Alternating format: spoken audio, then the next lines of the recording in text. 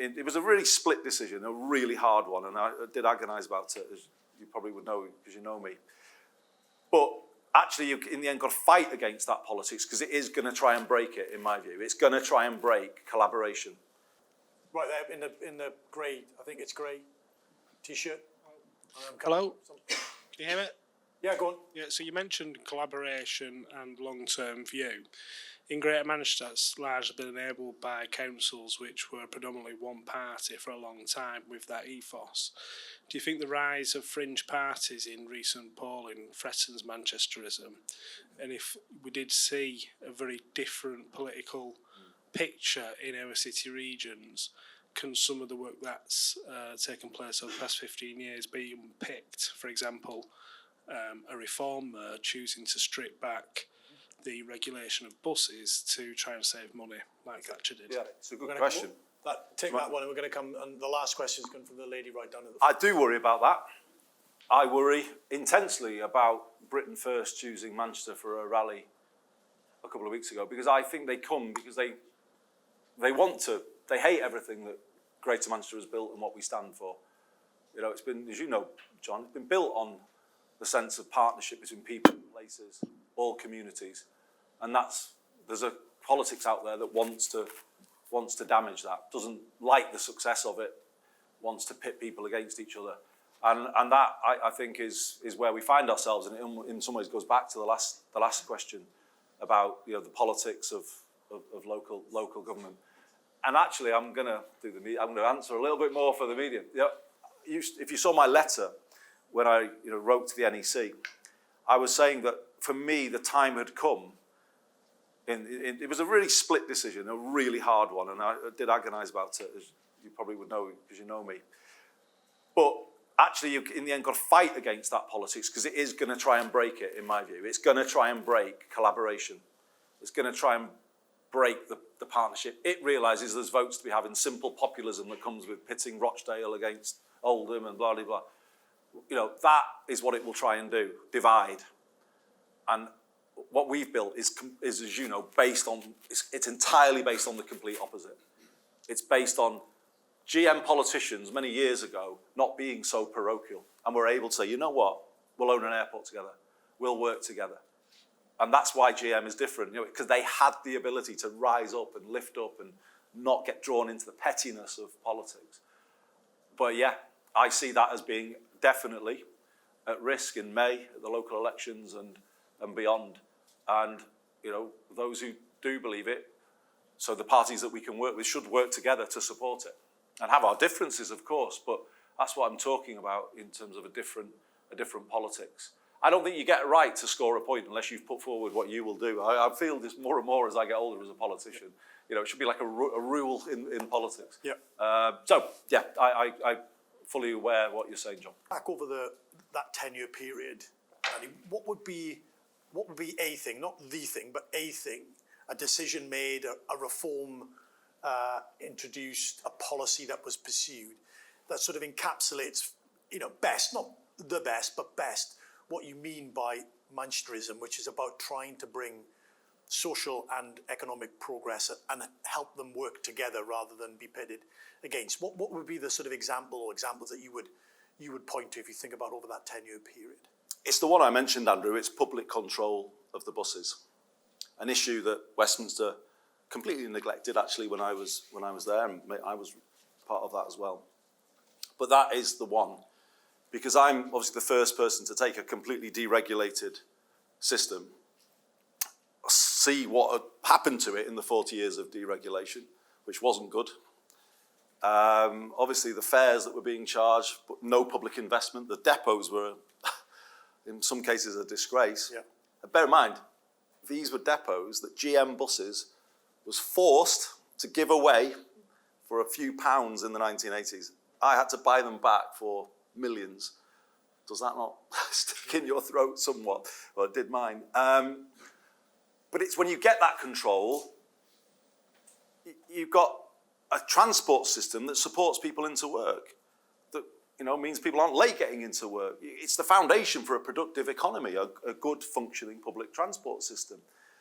You know, one where you can just tap on any bus, rather than what we used to have was you can only get on this bus if you've got this ticket. And, unbelievable how we let that happen. But then you get the fare policy that supports people, as London has had, and we're now emulating.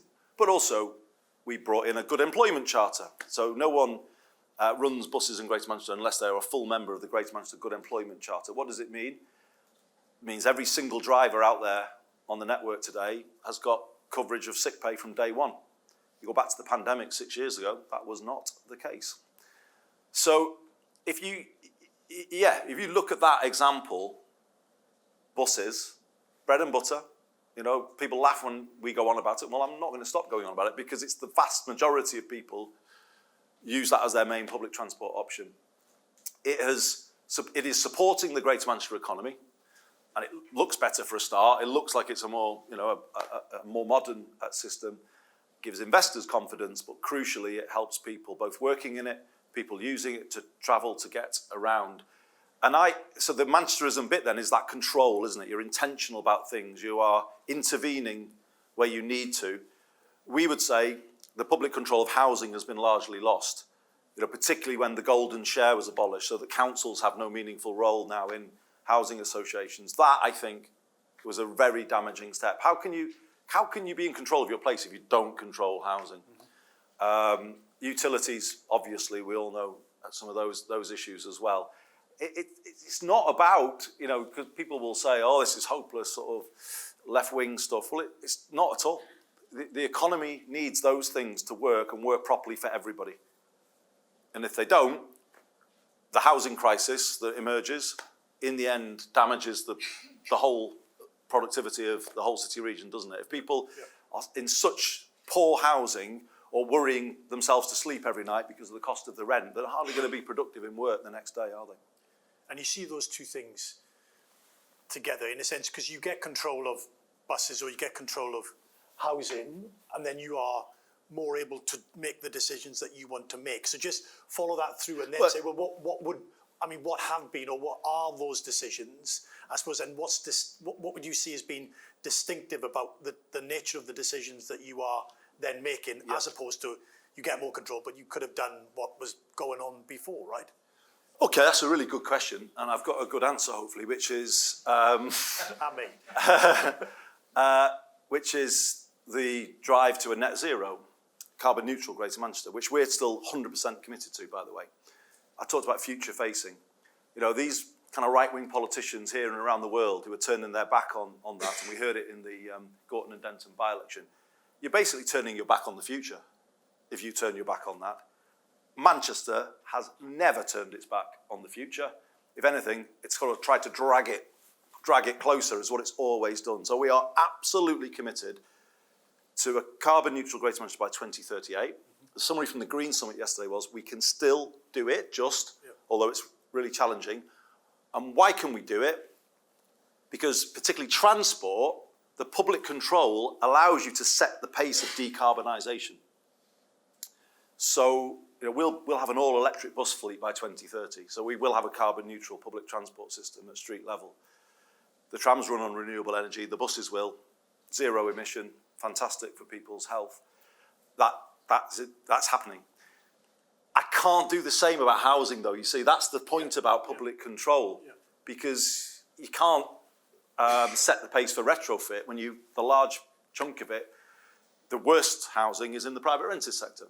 And then you have all of the poor health issues that come out of that, and also energy as well. So the point being, if you have the control, you can dictate the pace of the change that you want to see. And it's always been my view, I want to make Greater Manchester the country's leading green city region. Not politically, I might say, but some might say it took a step that way, didn't it?